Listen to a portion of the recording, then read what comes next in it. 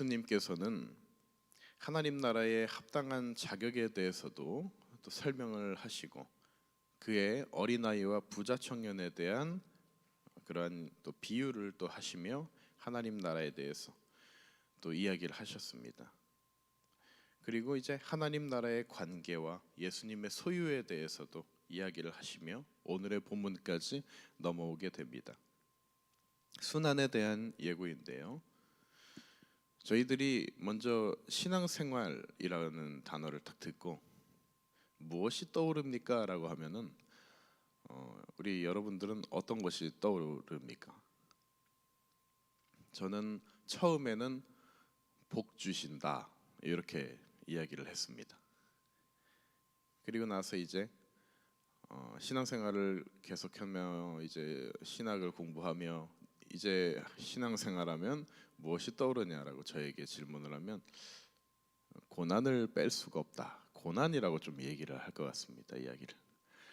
기독교에서 고난은 뺄래야 뺄 수가 없는, 그 고난을 거쳐서도 복이 허락되고 그 고난을 거쳐서도 사람이 성장을 할 수가 있고 그 고난을 거쳐서 우리가 알 수 없는 하나님의 놀라운 계획도 존재할 수 있다라는 결론으로 다가가는 것 같습니다. 오늘 본문 말씀은 예수 그리스도의 이제 고난 받으실 것과 이제 제자들이 너희가 진정으로 따라야 될 생각, 너희가 진정으로 따라가야 될 것이 무엇인지에 대해서 이야기를 하고 있는 것입니다. 직접적으로 말씀하시고 있는 것입니다. 예수님은 예루살렘으로 올라가면서 제자들에게 다시 한번 죽음과 부활에 대해 예고하고 있죠. 이번에는 예수님이 대제사장들과 그 죽임 서기관들에게 이제 넘겨지게 되는 거예요. 죽임을 당하게 될 위기에 처했습니다. 그런데 예수께서 이야기하시기로 3일 만에 다시 살아나겠다. 조금 더 상세하게 이렇게 알려주고 있습니다. 3일 만에 다시 살아나겠다. 근데 말씀 듣는 이 제자들은 어떤 생각을 하고 또 어떤 모습을 하고 있는가를 볼 때 야고보와 요한의 태도가 가관입니다. 예수님의 좌편 우편에 우리가 앉을 수 있게 해주십시오. 이렇게 이야기를 하는 것입니다. 그 이유가 무엇이겠습니까? 예수 그리스도, 저도 너무 저의 어떤 스승격 되는 전도사가 있었는데 그 전도사가 너무 좋아서, 제가 스무 살 때였습니다. 너무 좋아서 그 사람의 모든 걸 닮아가고 싶어서 계속 붙어 있고 계속 같이 잘 나가고 이런 청년의 시절이 있었거든요. 그냥 너무 좋더라고요, 그 사람 자체가. 그분이 하려는 거를 닮아가다 보니까 좀 스타일도 닮아가게 되고 이런 자신을 좀 느끼며 그랬던 적도 있었습니다. 조금 공감이 되는 것입니다. 그래서 그 대상이 너무 좋은 것입니다. 그러다 보니까 그분이 나중에 뭐 사역을 하면 내가 따라가겠다 뭐 이런 철없는 말도 막 하고 그랬었는데 그런 것과 살짝 유사한 부분이 있습니다. 예수님이 너무 좋습니다. 예수님의 좌편 우편에 내가 앉게 해주십시오. 이렇게 이야기를 하는 것입니다. 다른 제자들도 있지 않습니까? 근데 그들 중에서 내가 예수님한테 가장 붙어 있고 싶다. 예수님의 어떤 힘이 되고도 싶으며 그의 영광에 동참하고 그것도 누리고 싶다.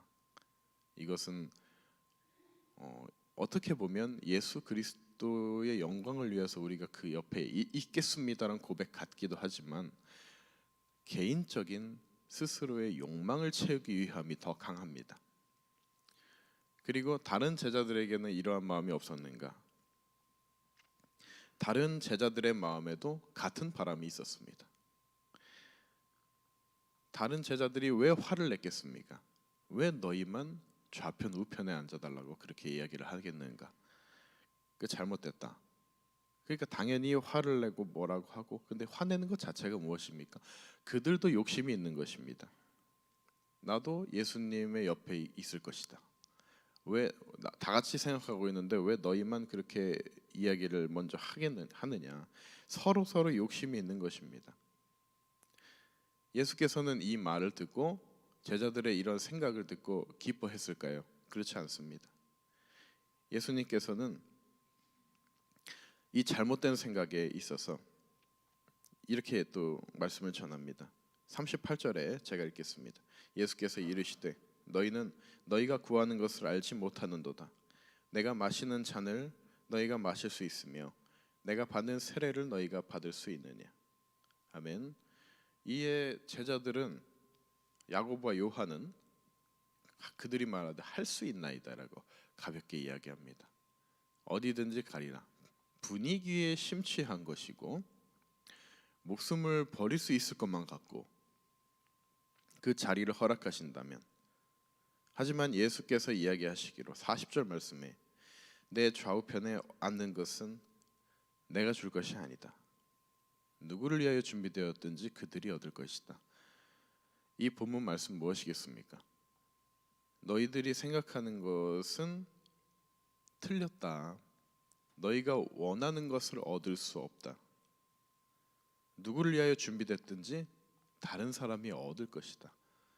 내 생각을 잘 이해할 수 있는, 정말로 참된 구원에 내 좌우편에 앉을 수 있는 것은 아버지께서 판단하실 것이지 너희가 하고 있는 생각으로는 불가능하다. 이렇게 이야기를 하는 것입니다. 이렇게까지 이야기를 했는데도 제자들이 이제 다투는 것입니다. 왜 그렇게 이야기를 하냐, 너희들만 비겁하다. 욕심이 있는 것이고, 물론 사람인지라 자기가 원하는 것, 분위기에 심취도 하고 본인이 가장 영광도 많이 누리고 싶고 이런 것들이 있을 수 있습니다.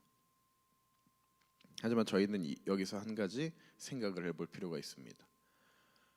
예수께서 진정으로 예수께서 주시는 잔을 받기 위해서는 고난에 참여하는 것입니다.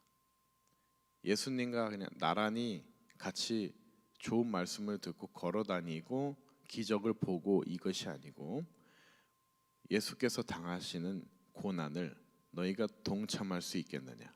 내가 이제 죽을 것이다. 너희들이 그 죽음에 동참할 수 있겠느냐. 그것을 이야기하고 있는 것입니다. 그것을 말씀하고 있는 것입니다. 43절 말씀 제가 읽겠습니다. 너희 중에는 그렇지 않을지니 너희 중에 누구든지 크고자 하는 자는 너희를 섬기는 자가 되고. 아멘. 크고자 하는 자는 섬기는 자가 되라고 하십니다. 으뜸이 되고자 하는 자는 모든 사람의 종이 되어야 하리라. 이렇게도 이어서 이야기합니다. 반대의 원리를 가지고 있죠. 최고가 되기 위해서는 섬기는 자가 되고 희생을 감수할 수 있는 자가 되어야 하고, 세상의 이치와는 완전히 다른 것입니다.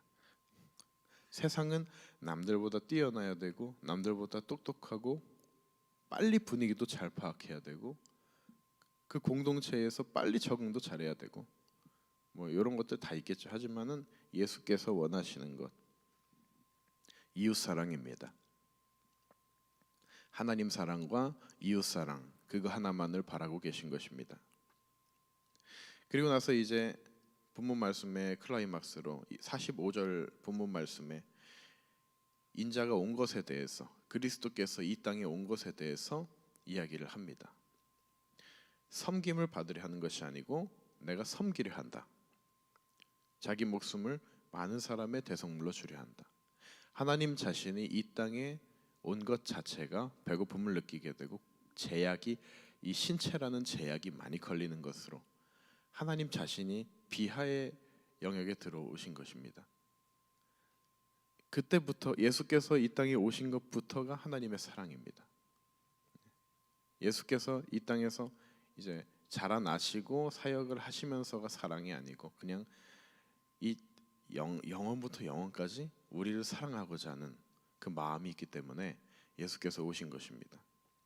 그 예수께서 스스로가 내가 많은 사람에게 제물이 되기 위해서 내가 왔다.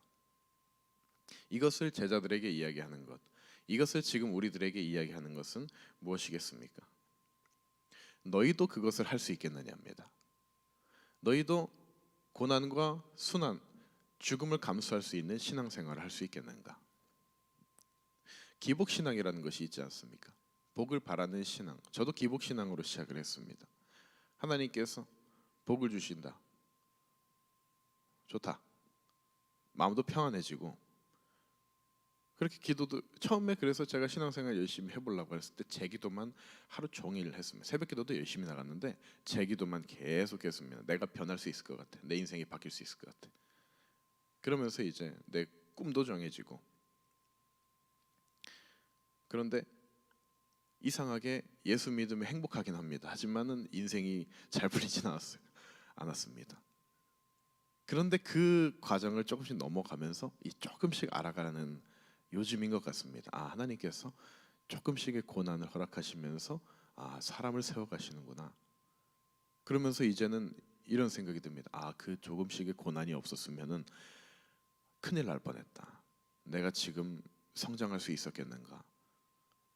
혈기가 있지 않았겠는가? 많이 안 깎였을 것 같은데.